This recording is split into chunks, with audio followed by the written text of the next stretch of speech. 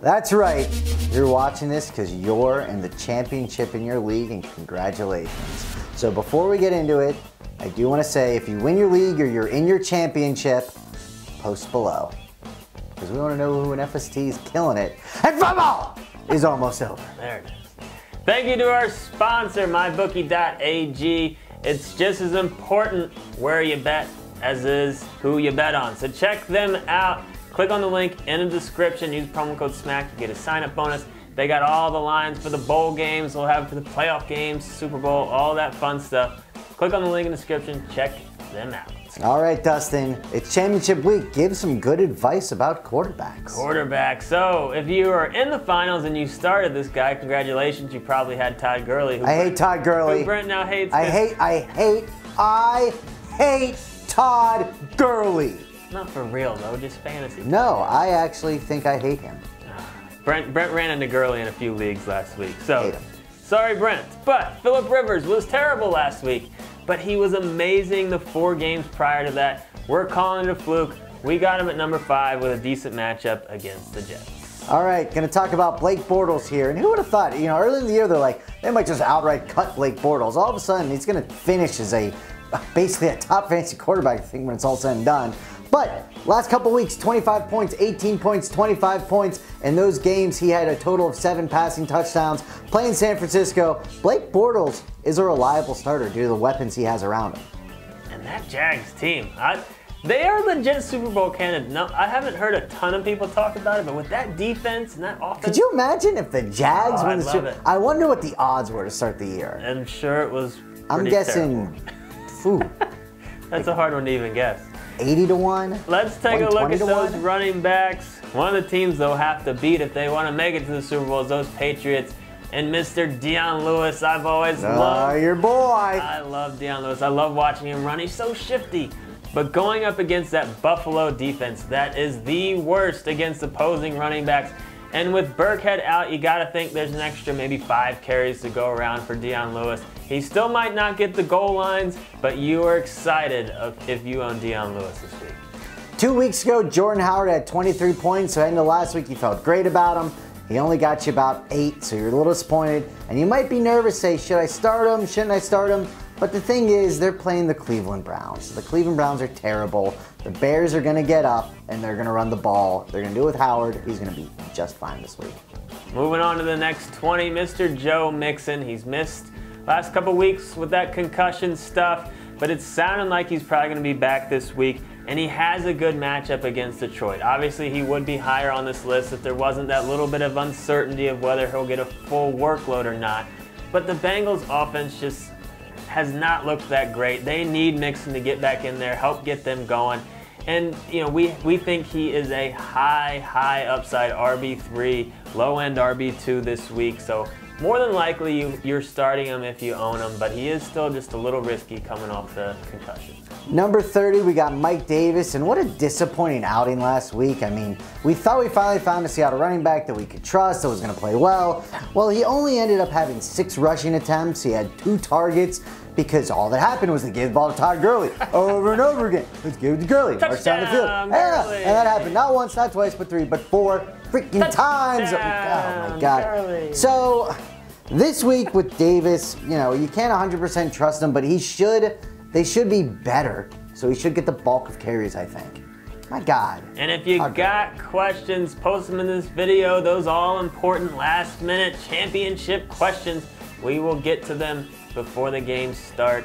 So go ahead, leave them in this video. Let's talk wide receivers. At number 8, AJ Green. We do typically have him a little bit higher, normally right around top 5, but he has just not been that great the last couple of weeks. And the matchup against Detroit, you're not super thrilled about that, but he's still a wide receiver 1. He still has that 50-yard touchdown catch potential every week.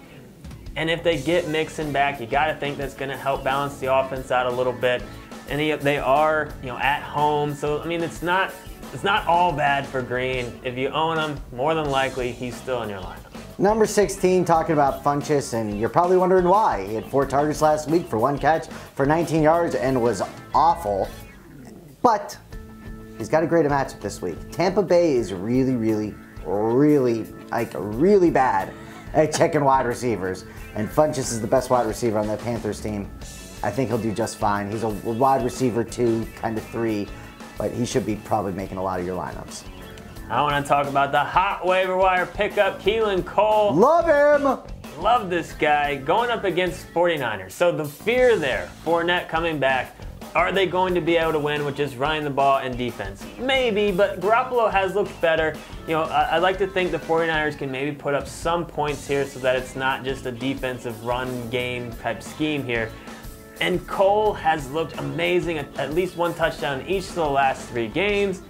There's still a little gamble there just because, you know, will it keep going? And this is the championship. Do you really want to, you know, gamble with Cole in your championship matchup? I'll give you an example of what I'm dealing with. I got Cole and Josh Gordon in a league. You know, so it's like those are where the decisions are. You're not doing AJ Green or Cole. Don't be going crazy.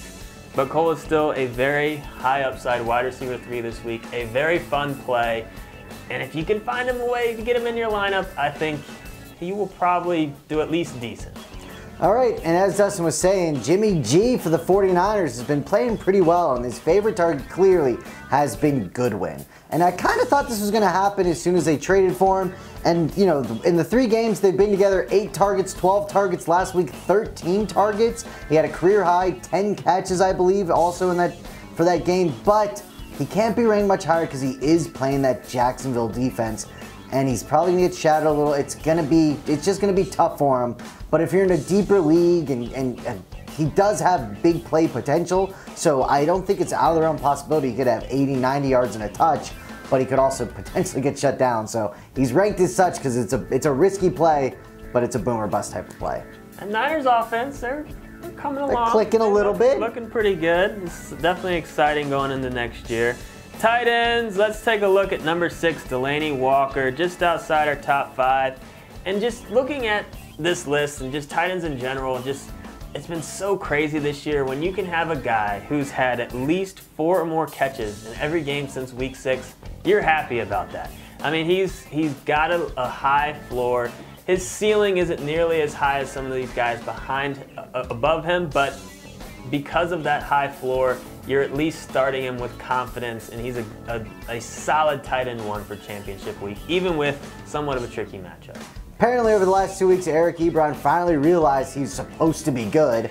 Pedigree's always there, he's done terrible. But last 2 weeks, he's had a total of 18 targets, so the Lions think he's playing certainly better. They're looking at him a lot more. He's averaging about 12 points in those 2 games. So while he's not some guy with a monster ceiling, you know, if you have a guy like Witten and he's available, because Ebron is available in still a decent amount of leagues, go ahead and snag him. I think you can have a little bit of faith in him at this point. Let's take a look at those all-important defenses. I feel like there's a lot of times where having that blow-up defense is really the difference maker in a championship game or playoff game. And one of those blow-up defenses I think this week could be the Chicago Bears. The Bears! Going up against the terrible Cleveland Browns. The over-under on mybookie.ag is 38. Bears are favored by 6.5 points. And depending on your league settings, the Browns have given up to opposing defenses. The worst any defense has done all year has been 5 points. They get 5 fantasy points, and they've given up double digits 8 times. Woo! That's against every team they've played. Like that's awful. So you gotta like the floor for the Bears, and you gotta feel like they have double-digit potential. Definitely for this week. We love them as our number 3.